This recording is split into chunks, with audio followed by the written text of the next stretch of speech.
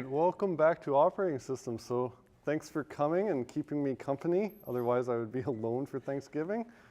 So yeah, I guess a lot of people started Thanksgiving early, so that's good. All right, so where we left off, which is probably good because this is relevant to Lab 3. So our multi-level page tables, this is where we had before. So we had 3 levels of page tables. This is what our 39-bit virtual address kind of looked like. We separated them out so that each page table fit exactly on a page, which was 4,096 bytes, and our page table entry was 8 bytes, so that's why we had 9 bits here for index, because that's how many entries are in a single page table. So to translate an address, we would need a root page table, which just points to an L2 page table, and then given a virtual address where we take all the index bits from, well, we know where to go in the L2 page table, to go to the L1 page table, to go to the L0 page table, and then to finally do our translation. So any questions about this multi-level page table thing are fairly good. All right, we get to talk about that the rest of the day then. So first thing we need to talk about is alignment, because some of you have never heard this term before. So alignment means that all memory is multiples that eventually line up with byte 0. So for example, if I say pages are 4,096 byte aligned, it means they always start when the lower 12 bits are all 0. And computing really likes assignment, so that means all your pages will start at, it'll either be address 0, 4,096, 8,192, They would all start on a multiple of that 4,096. And why is this? Because in computing, it makes your life a lot easier. Computers really like alignment.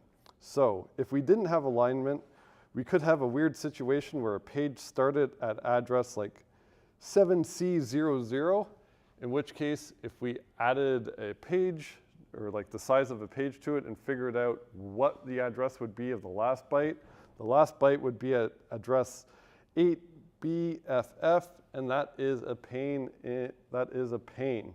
So if everything is aligned, we don't have to store exactly where it starts, because we know every page starts when all the bytes or all the bits are 0. So in that case, I just tell you what page it is, and then if I tell you it's page 7, you implicitly already know, because everything is aligned, that it starts at 7000, and then it would end at basically all those 12 bits are all 1s, so it would end at 7FFF. So computers really like things to be aligned because it saves them a lot of trouble.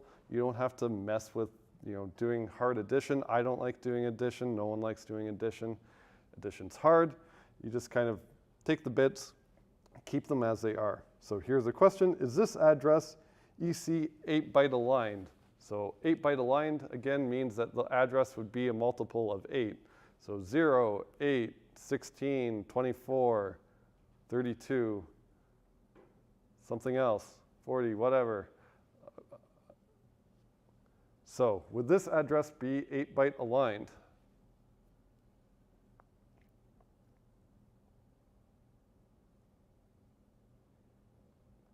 No. Why? Because it's the last thing ends in a C. So C is 12. So this is not 8-byte aligned, because in order to be 8-byte aligned, well, since if I write in hex, it's in powers of 2. You can easily check if something is byte aligned by looking at whatever the last hex character is. So if it is 8-byte aligned, it means that the last hex character there will either be 0 or 8.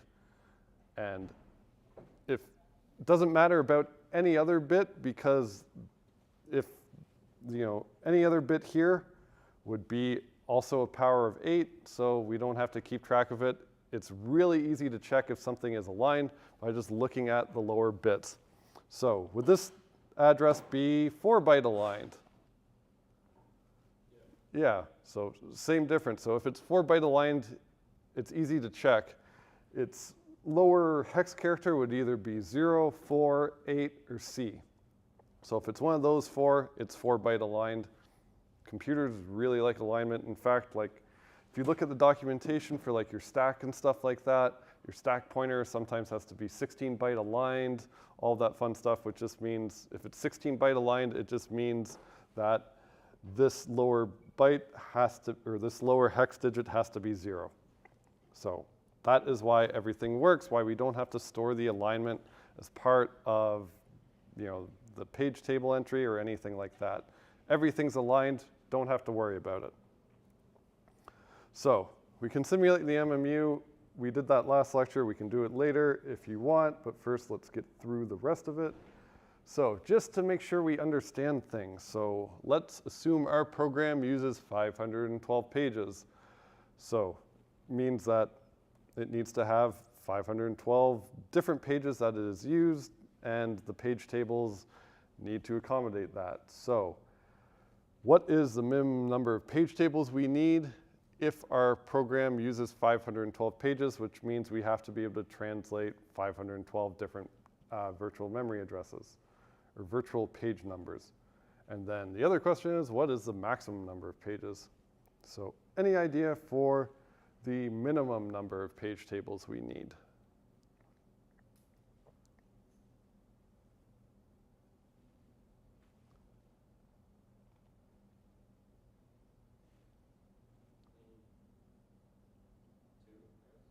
Two? So, just one. So assuming we're using 3 levels of page tables. So assuming this scheme. So to translate a single address, we need at least 3 page tables, one L2, one L1, and then one L0. So is that all I need to be able to translate up to 512 different virtual page numbers?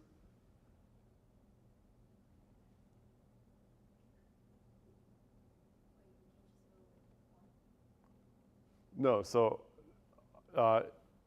if I did it with 1, it would mean I only have one of these tables, and it would need to like point to itself, which would be really weird.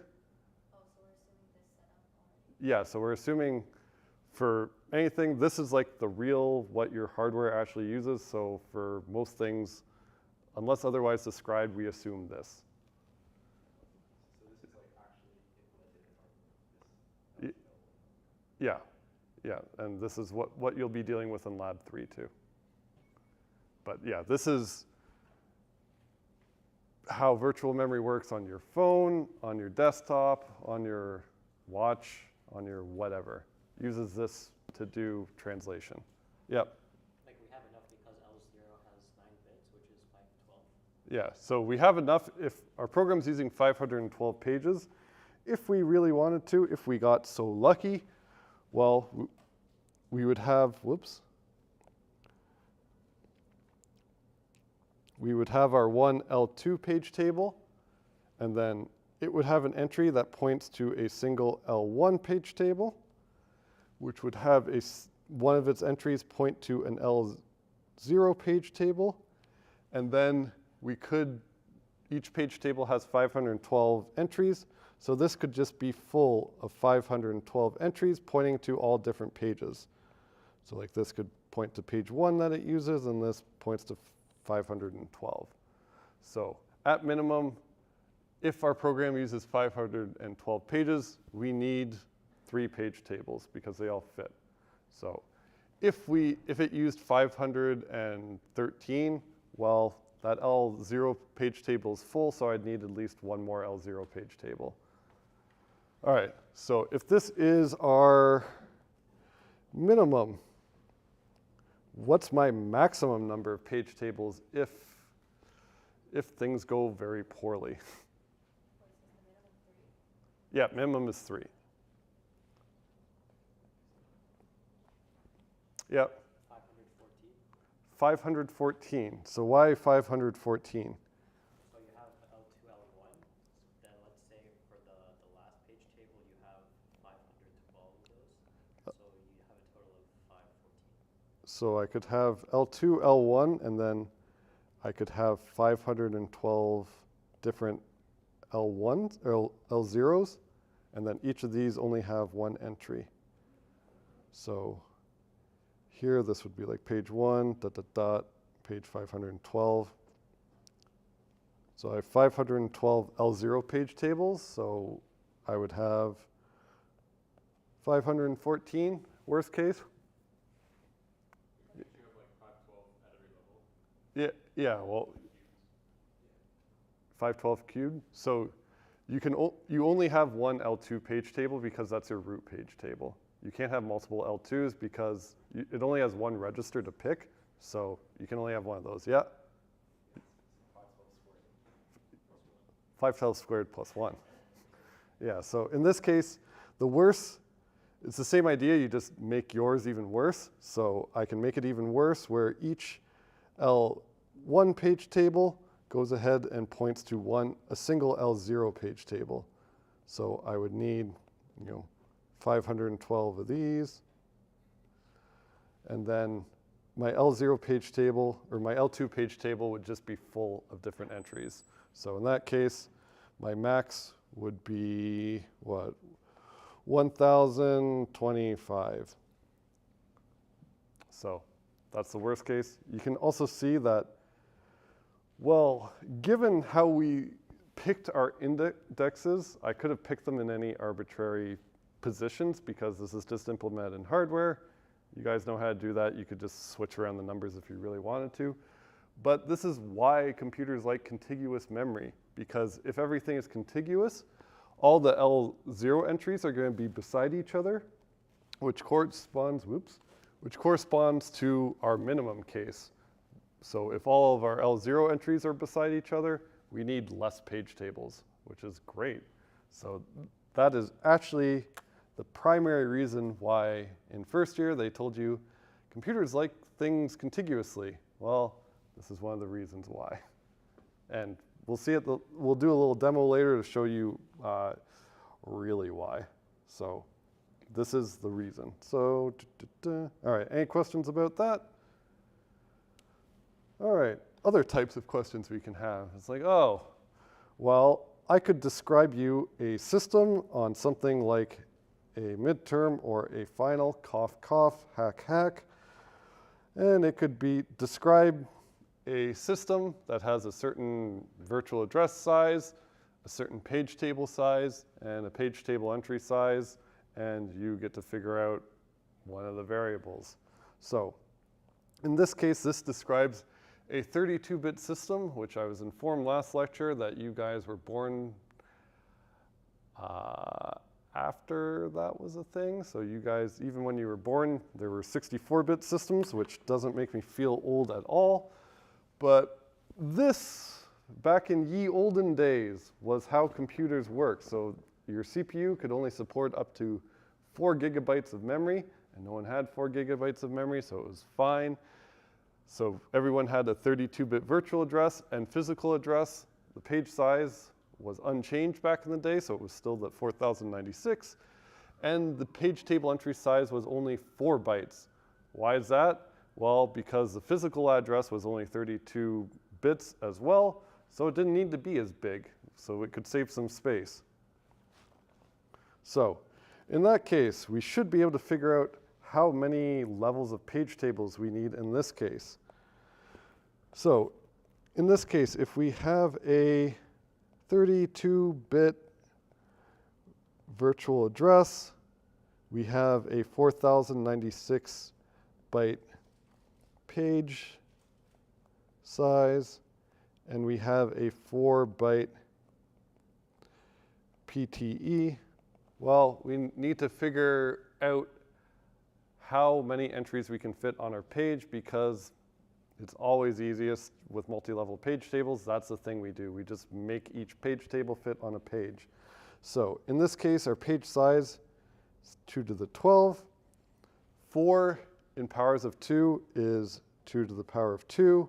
So if I divide those out, I hopefully can do math where I get 2 to the 10. So this is the number of page table entries per page. So that's how many I can fit So in that case, for each level of page tables, how many bits do I need to select what entry I need to choose?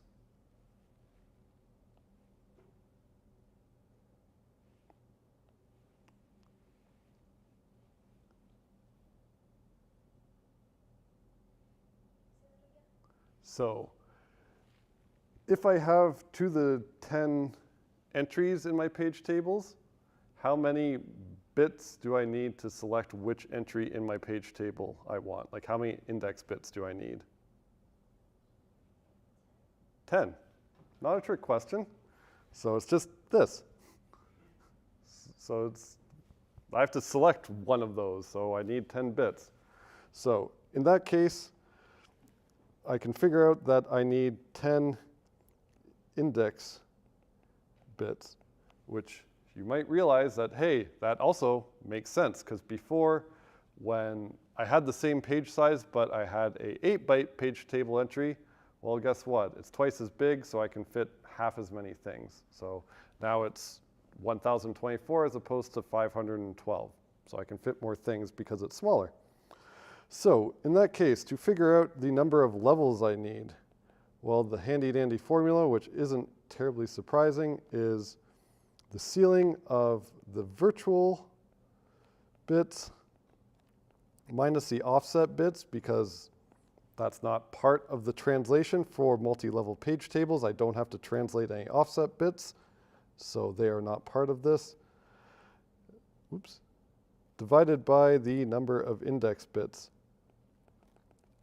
And then this is, we take the ceiling because we have to round up. So in this case, what are the number of virtual bits I have? 32. What are the number of offset bits I need?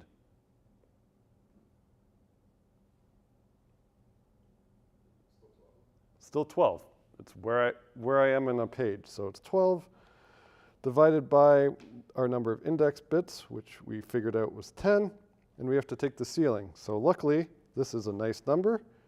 So 32 minus 12 is 20, divide by 10. And we don't really have to take the ceiling because this is just the ceiling of 2, which is 2. So in that case, we just need 2 levels of page tables, which makes sense because if we divided out and wrote out what our L1 and L0 was, well, L1 would be 10 bits. L0 would be 10 bits. And then our offset would be 12 bits. So those all equal 32, so that makes sense. Yeah. Is the 12-bit offset just something we know is always true? No, so the 12-bit offset has to do with the page size. So it's where you are in a page. So whatever the page size is, to the power of whatever is how many bits you need for the offset. Yeah, so the offset's always related to page size. Yeah, so it's just where you are within the page. So that makes sense. And then also, if I did something silly, like, I don't know, say I said there was like now 33 33 bits for my virtual address, well, guess what? It makes things really ugly because I have to take the ceiling of 2.1, which is just 3. So if I add one more bit, well, guess what? I need a whole another level of page table. And that new L0 page table, if I only have 33 bits, it will just contain 2 entries. And it'll be a complete waste. So that's why virtual memory will just be in multiples of the number of levels, because if it has to add another level anyways, it may as well fill it up. So that is why in this case, we have 39-bit virtual address. And then if you look at your spec for your hardware can actually support a larger virtual address range, and it would just add another level on. So if this is 39 and I have 9 index bits, it means the next highest level would be 48 bits and then go on from there. So I just add another level, and essentially every time I add another level, it's just slower because to translate anything, I have to go through another level, which is just another memory access, which is slow. All right, so that was fun. So, like I said, slow. We have to follow pointers across multiple levels of page tables. Most of the time you access information on the same page multiple times. So in your program, if you have a bunch of local variables, they probably all fit within a page. If you're going to use one, you're going to use the other. They're different virtual addresses, but the root of the translation is still the same. It's a virtual page to a physical page. So your processes probably only use a few pages at a time. So you only need a few virtual page number to physical page numbers mapping at a given time. Sometimes in the literature, this is called your working set, which is how many pages you're actually using at any given time. So if we want to make this faster, we just do what we do in computer science. You just add a cache. Add a cache, boom, go faster. Can't explain that. So the cache for your page tables or MMU is called a TLB, or a translation look-aside buffer. And it basically just caches your page table entries and makes it so you don't have to walk the page tables every time you access a virtual address, because that would be slow. So here, it would take your virtual address, take all the bits that represent the virtual page number, and then look it up in the TLB. If it's there, it would store the page table entry, which has the physical page number. In that case, it doesn't have to access main memory or anything like that. It can just do the translation and then do the memory access you wanted to. Otherwise, if it is not in TLB, it is a miss. And then we have to walk all the page tables, do all that slow stuff. And then whenever it finally reaches L0, figures out what the page table entry is supposed to be, it would add it in the TLB and then figure out the virtual address, what we saw before. So remember, one of our goals was to have performance as close to possible to physical memory while using virtual memory. And we can calculate our average access time. So it's the effective access time. It's called EAT. We don't have a sense of humor. And the time it takes for a TLB hit is, well, a TLB is a cache, so it takes some time to actually search to the cache to see if that virtual page number is in the cache, but it's going to be on your CPU closer to, on your CPU, much closer to that and your registers, so it's going to be a lot faster. So this TLB search time plus the memory access is how long it takes if there was a hit. If there was a miss, you still have to search the TLB, and then you have to walk through the page table. So in this situation, this is only if there's one level of page table. So I need two memory accesses, one to access the page table, and then one for the original memory access. If this system said this is for a 3-level page table, this number would just be a 4 instead of a 2, because I would need to access, on a miss, I would need to access L2, L1, L0, and then finally the original memory access. So the effective access time, hopefully you would be able to come up with this for yourself. You get an alpha that represents the proportion of hits, and the effective access time is the proportion of hits times however long a hit takes, plus the proportion of misses times however long a miss takes.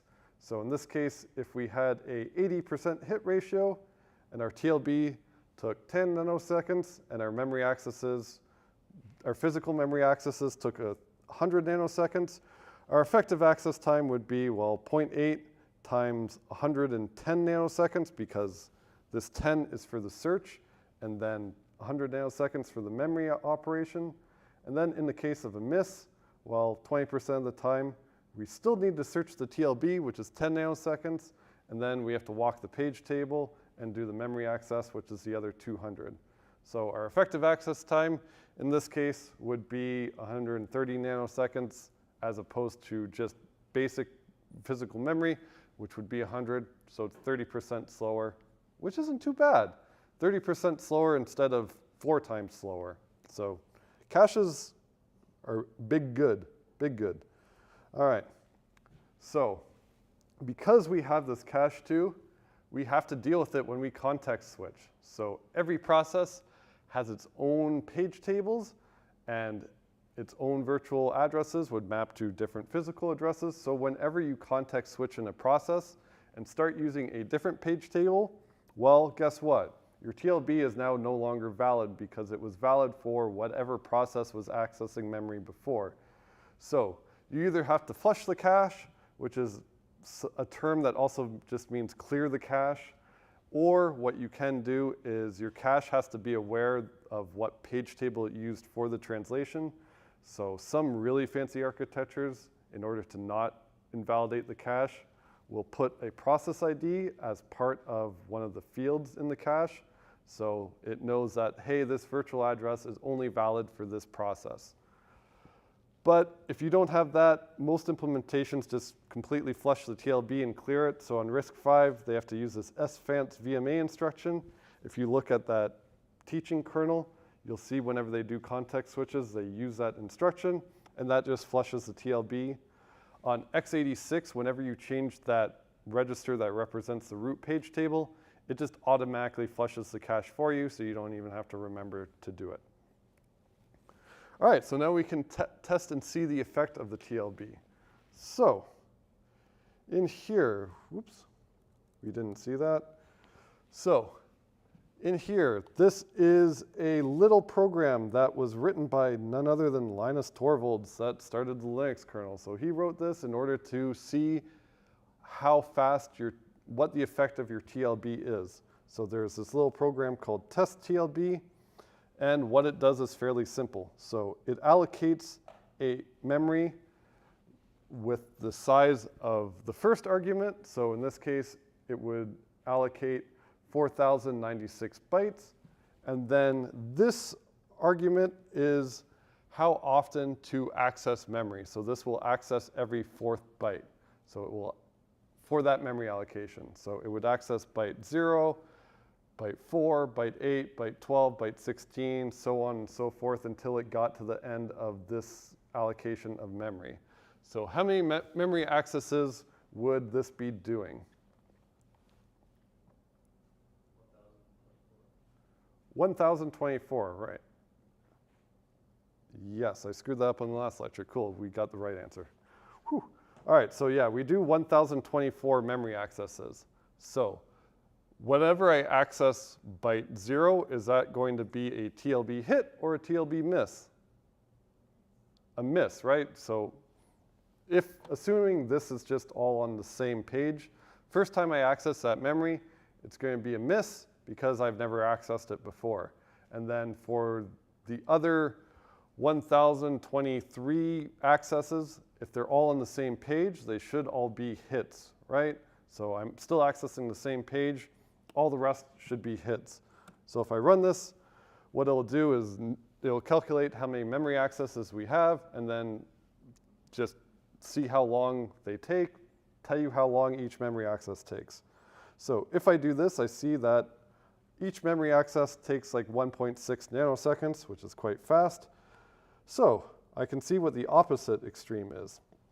So I could do something like this, where I allocate this large number is I allocate 512 megabytes of memory, and then I access every 4,096 bytes. So how many misses do I have in this case? All. Simple answer. So because I'm accessing every 4,096 byte, and that's the same size as my page, every memory access I do is going to be on a new page. So it's going to have to walk the page tables every single time. So if I run this, it will probably be a lot slower. And indeed, it is. So it took 40.14 nanoseconds as opposed to 1.63 or 62 if we had mostly hits. So it was like 25 times slower. So guess what? Your TLB is a primary reason why they said access things contiguously, because they'll be on the same page, and also you'll get the nice benefit of you'll probably use less page tables as well, because everything's right next to each other. So You could go kind of in between where we access every 128 bytes. So we have like, you can calculate our hit and miss ratio in this case. I don't really want to think, but this will be in between the two where we have a few hits until we switch to the next page. And in this case, our time's not as bad, but it's still fairly bad. So we have like 12.6 nanoseconds per memory access, as opposed to what we would probably want, which is closer to where the hell did my mouse cursor go? There we go. As opposed to 1.62, which is fast. Yeah. Is the number of cycles like clock cycles? Yeah, number of cycles would be clock cycles on the machine. So my machine's pretty fast, I guess. All right, any other questions with that? So TLB, good. Cache, good. Make things beside each other. This is the reason why they told you in 105 to have contiguous addresses. Ideally, you want everything on the same page and use as less pages as possible. And that will really affect your performance. Yep. So like if you didn't have the TLB, it would be like a 40 nanosecond case? Yeah, if you didn't have a TLB at all, everything would be the 40 nanosecond case. So every single variable you access is going to be 40. Like if you didn't have a TLB, people would just immediately throw your computer in the garbage. Like you're missing one little cache, suddenly your computer's 25 times slower. Then you're like, yeah, that's not good. So yeah, cache is good. All right, any other questions with that? All right, cool. So we saw this system call before when we were going over what libc did. So we saw sbrk, it looked like a weird system call. What that does is it will grow or shrink your heap, and for your stack, it has a set limit. So the default limit is your stack is like 2 megabytes, and that's it. So for your heap, it can either grow or shrink, and it all has to be contiguous memory. And then for growing, the kernel has an easy job because it only cares about pages. So what it will do is if you request some more space on your heap, what it'll do is just create new page table entries for you, grab some pages from the free list, and just set all of those page table entries to point to those pages it just grabbed and make the page table entries valid. So it just grabs you some memory. Kernel only allocates memory in terms of pages. And because of this, while your memory allocator is the only thing that uses a heap, the kernel just kicks the can down the road and doesn't deal with memory allocators. You have to write your own memory allocator or use something like malloc. So malloc will use the heap. So if you get into the system programming course, well, you get to write your own memory allocator. And we'll see some memory allocators as we go through because the kernel would have to allocate memory as well. But in terms of the user processes allocating memory, the kernel just deals with pages. It doesn't care. And usually, you rarely shrink the heap. So this is also why sometimes you run out of memory really quickly, quicker than you think you're actually using memory, because it's really hard to shrink the heap because they're all contiguous addresses. And in order to shrink the heap, it would have to have an entire page free at the bottom, then give that back, which typically doesn't really happen. It's really hard to free pages. So some memory allocators will use a system called like mmap, and that will essentially let you play with the virtual address space, and you can just get new pages on any address you really want. We'll see how to use that in the next lecture. It's basically a way for your processes to control virtual memory a bit better. So this is, if you look into the code of a real operating system like that XV6 teaching operating system, this is what a process's address space might look like. So each of these boxes here would represent like a page, and it would do some fun mapping. So like for instance, the page at the bottom here would represent virtual addresses 0 to like 0FFF. And why does it always have that page as invalid? Well, it's because The null pointer is 0, and if you try and dereference it, it wants to guarantee that you will not access memory.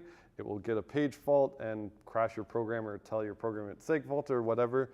So the kernel would make sure that the 0th page is never mapped to any real memory. So you can crash immediately. And then past that, there's only a few virtual pages you're not allowed to touch. That would be one of them. Otherwise, the kernel, whenever you exec your program, it'd be responsible for reading the file and then putting all these instructions on some pages, as many as it needs. Some pages that represent data for your program, which would be your global variables. And then it would need to allocate some pages for the stack. And then some of us have seen a Stack Overflow message, right? We've all seen Stack Overflow. So the way your kernel knows that there was a Stack Overflow is it will put something like a guard page at the end of the limit of your stack. So it would be at a known address. And because of this, if your stack grows down, well, if you go into this guard page and try and access memory there, your kernel is going to know that, hey, I got a page fault when you tried to access that address. That address is part of the guard page, so I know you likely overflowed your stack. There's no guarantee because you can just make up virtual addresses, but that is how you get a Stack Overflow message. So typically, it'll only put one guard page there. So if you overflow your stack by more than 4096, you would not get a Stack Overflow message because you overshot this and just landed at some random memory. And if you overshot it a lot, you might, if you really badly screw up your program, you could be lucky enough to overshoot your stack such that you get into some global variables and you start messing with that instead of your stack, and then you'll never ever debug anything in your life. So luckily, most stack accesses don't go over a page, so that's why that works. And then here, your heap would be somewhere near the top, and then you might notice some weird terms here, like a trampoline or a trap frame. What the hell is that? Good question. So you don't really have to know this. This is more like if you need to implement your own operating system, these are the silly little details you need to get right. So whenever a system call happens from a process, that would generate an interrupt that the kernel gets to handle, right? So whenever the kernel starts handling that code, well, the page table doesn't automatically switch once the kernel gets control. So if the kernel tried to access any virtual address or any memory, it would be accessing the memory for your process because it hasn't switched the root page table yet or anything. So the simplest way to solve this issue is that the kernel will essentially map the instructions it needs for the interrupt handler in your user program's address space. So it will put a page there that's read-only and executable, so you can't modify the instructions, otherwise the kernel would run that. And then whenever a system call happens, it would start executing instructions at this known virtual address, which is valid in your address space.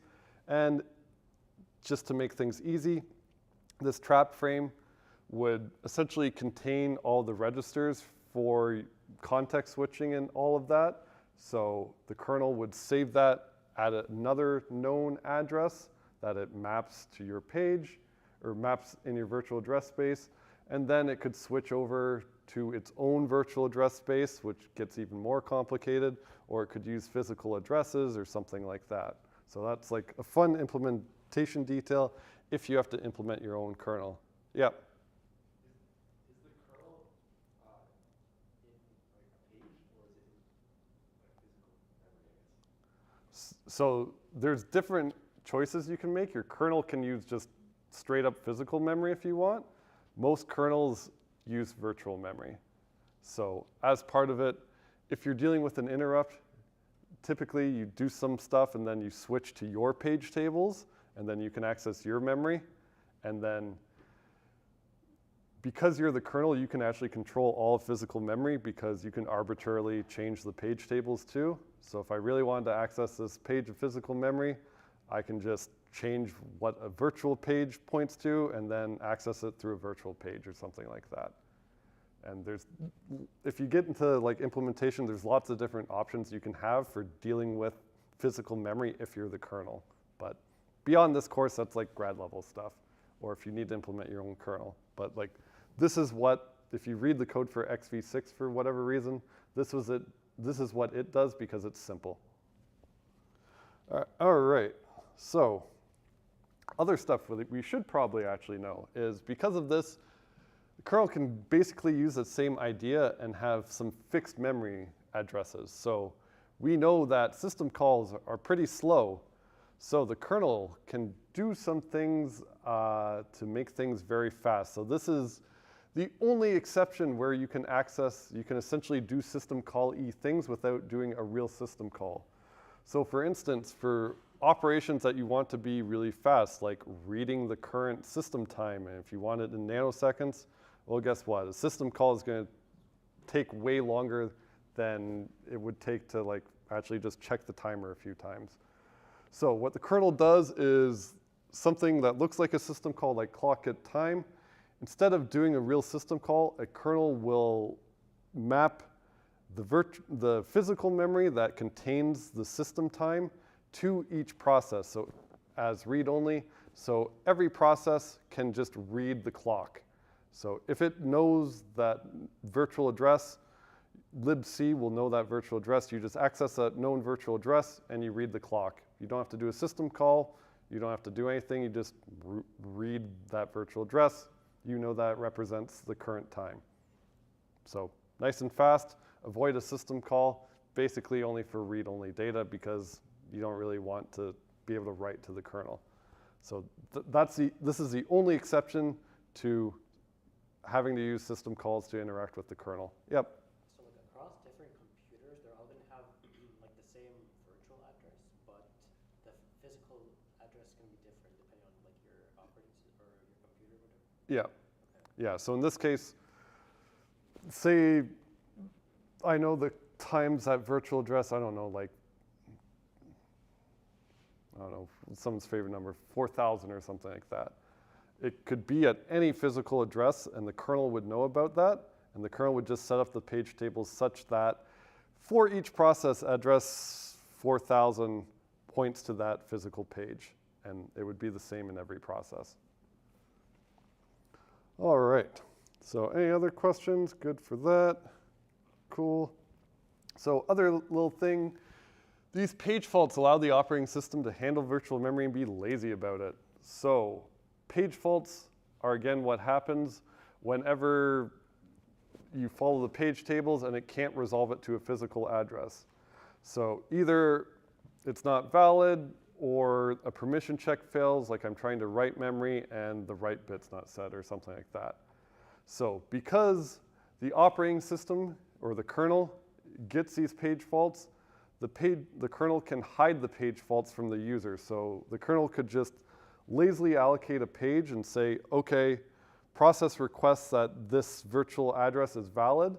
I could be like, yeah, no problem, and not actually get a physical page. I can just put a page table entry that just says, this is invalid, and then I'll put some other information in there that says, this is actually valid if they try and use it. And then when they try and use it, I get a page fault. Then I actually grab a page and back it by physical memory, and then I change the entry such that it's now valid, and now it can use it, and it didn't realize that whenever it requested memory, I completely ignored it. So you only use as many pages as your program actually uses. So this is also why you might find out that if you write a C program and you could allocate 10 gigabytes of memory, and you will get an instant response of be like, no problem, I got you.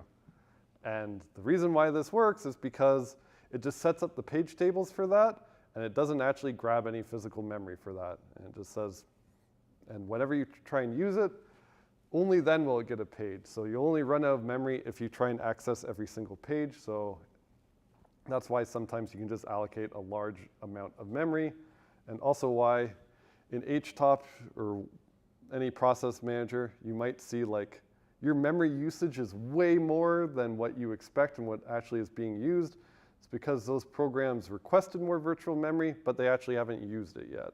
So that's why you might see those numbers. And other things you could do is implement copy on write, which is lab 3. So what that means is, by default, whenever you fork, you could share physical memory between processes as long as they only read that memory, because then it is safe to share it because no one's modifying it. There's no use making a copy of it if it's just the same for both processes.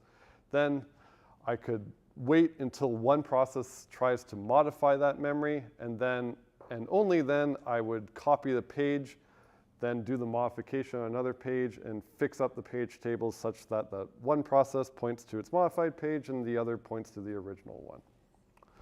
All right, so TL didn't listen, I guess. Page tables, they're used for translating virtual addresses to physical addresses. MMU's the hardware for that. It uses page tables. It could be a single large page table, which is really wasteful because typically we don't use that much memory in a program. Even on 32-bit machines, it's big and wasteful, even if it's only a few megabytes. And the kernel, it doesn't do any complicated memory allocation. It only cares about allocating using pages, which can be done using a free list of pages. All of our systems now have multi-level page tables. Primary reason for that is to save space for most programs because, like we saw before with our 64-bit one, we don't want a gigabyte page table per process. That's just not going to happen. And then in order to combat using multi-level page tables and being slow, we use the TLB as a cache for that. So with that, have a good Thanksgiving, and just remember, bone for you. We're all